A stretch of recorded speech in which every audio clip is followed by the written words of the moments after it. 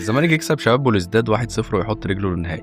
الزمالك تقدم الشوط الاول عن طريق بتزيرا، كرة حلوه قوي من الزمالك، سقوط ناصر برده كالعاده وباص من فتوح، وبتزيرا استغل المساحه دي.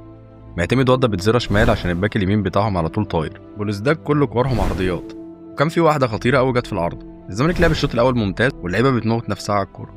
عمر كامل خرطته كتير قوي، بس عضاي ما بيغطيش معاه خالص. ده الكلام عن الشوط الاولاني. احمد ربيع خد انذار ملوش لازمه في الشوط الاولاني، هيخليه يلعب وهو قلقان بقيه الماتش. في تبديله غريبه قوي في اول الشوط، هو خروج بتزيرا ونزول احمد شريف.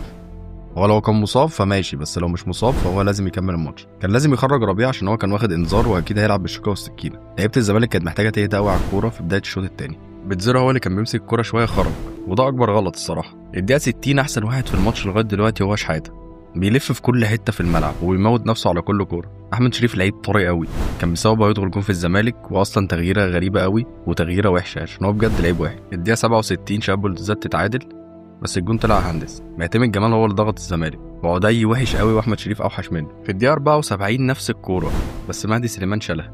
كل اللعب من ناحيه عمر جابر، ونفس الكوره بتتعمل على طول من ورا ظهره، مفيش حد بيرجع معاه.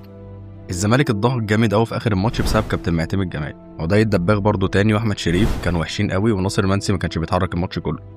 في لعيبه كتير قوي ما كانوش في حالتهم.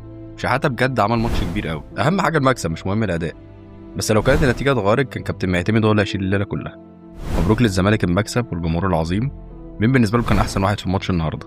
انا بالنسبه لي شحاته الصراحه، وان شاء الله الصعود هيكون من القاهره.